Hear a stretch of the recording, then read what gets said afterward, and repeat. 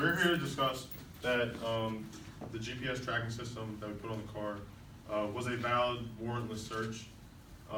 Through a prior warrant, we were having surveillance on a major drug dealer's home, and through that surveillance, we had a confidential and a very reliable confidential informant who gave us an anonymous tip that the defendant was going to flee the state, and we thought to act immediately, and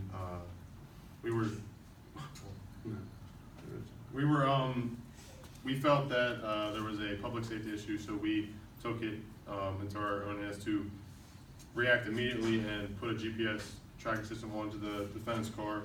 We also believe that in doing that, the geographical I object, Your Honor. That the geographical. I did not know what he's talking about, because in our case. Anyway, we're not done yet. We're not done. Hold on. Let me rule on the objection. Okay. So here's the deal. They asked me, ladies, if they could add some facts they asked me if they could add some facts to add some validity to it. Wait, gentlemen, I said you could add reasonable facts. That's reasonable. Y'all made up a whole story. We had no facts. No, Your Honor. Listen. So, all right. So, gentlemen, keep going. In addition to that, we ruled that the geographical location of a vehicle is not private. Whereas the things inside a vehicle may be private, a cell phone may be private, the geographical location of a vehicle we do not find to be private or intrusive on the basis of the 14th. All right. Defense? Okay, so to say the proper case, it was not fleeing the country. It was no, there was none of that at all. Everything that they just said, none of that. Okay, none of I'd that. just like Okay. to put that on the record. Now for our case. Anywho, we believe that the search warrant or the search was invalid. So to put the GPS on a car to track someone is invalid because the person has reasonable expectation of privacy, and we know that through various cases.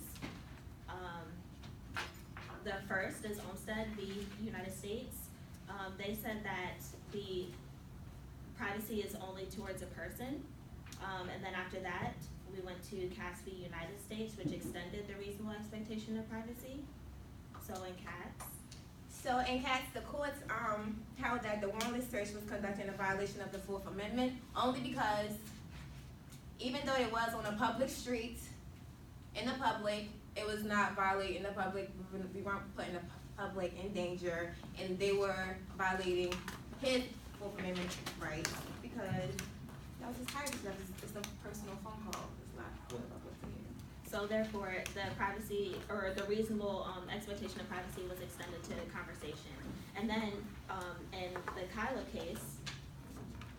Before we even get to the Kylo case, in the Bergen versus New York, there was a case where there was also with the wiretaps, and they had a warrant. In that case, the court found that the statute was unconstitutional because of the extended time of the eavesdropping of the case. Meaning when they said that they had a informant with looking into our person, they said that they had him in it for an extended amount of time. That could have been too much of an extended time, meaning it's eavesdropping. That would be unconstitutional.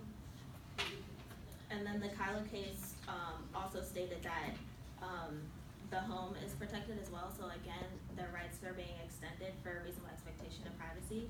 And then their rights are extended again in the Jones case.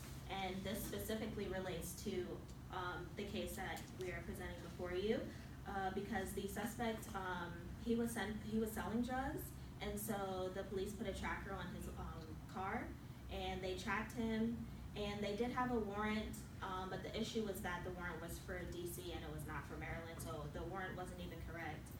So they didn't have a warrant for where they arrested him. So in that case, the court decided that it was too intrusive and the search was unconstitutional. There were other ways to be able to catch him to see if he was selling drugs, so they could have gotten a warrant. And he also, as well, they extended the rights that he had reasonable expectation of privacy in his car. So, in relation to this case here, no one was in immediate danger. No one was fleeing from there were other ways to track this person down without using a GPS. And the fact that police secretly put the GPS in means that they probably knew that they should have gotten the warrant. So that's why they did it secretly. All those cases was Exactly. didn't have a wiretap. Okay, hold on. You cannot come over, she cannot object. Hold on. Ladies, you have 10 more seconds and then it's their turn. Therefore, his Fourth Amendment rights were violated when the police secretly put the GPS in his car to track him. I got it. I suspect that the prosecution has some rebuttal. they'd 5 like to minutes do. ago, I was going to say, Wait. Please go ahead. with regards to the defense citing to the Katz case, we're not gathering any information from inside the vehicle, any personal information from the defendant inside, just the geographical location of the vehicle. You said that the phone booth on a public street was public, however, the conversation inside the phone booth was private. We're not gathering any information from inside the vehicle or So any. where do you gather the information from where the bill was going Defense to? counsel, it's not your turn. Defense counsel, then continue. Prosecution team, continue. You can continue. That was it. That was all you had to say. I have I just kept talking. Okay, keep. Defense. Well, prosecutor. No, you're the defense. Prosecution team. Did you have anything? Ruhan, you look like you had something you wanted to He add. pretty much said it all. He's- He wasn't. We're going to say that the geographical location of the vehicle, I don't even, honestly, this is off the record. The case, is this about the drugs or? Yes, it's a drug case. But hold on, Ben. Okay. Ruhan, what were you going to say? That the other case was irrelevant to the situation because we didn't intrude their conversation or in the car. We just wanted to know the location of the car and where the car was going. And it doesn't have anything to do with his personal or private life. Okay. All And the right. car So, was on a public street. all right. So, wait. wait a minute. Hold on. Quiet in the court. I need my gavel. Where is my gavel? Okay, defense team, you have 30 seconds to sum up what you're going to say. I just want to say that the reason why we brought up those historical landmark Supreme Court cases was because we just wanted to emphasize the fact that in the past, the defendants did not have those extended rights of privacy. So we just wanted to lay out the foundation of where we came from and to where we are now, extending those rights to be protected by when you're putting a GPS or in a car to track them. All right. Thank you very much.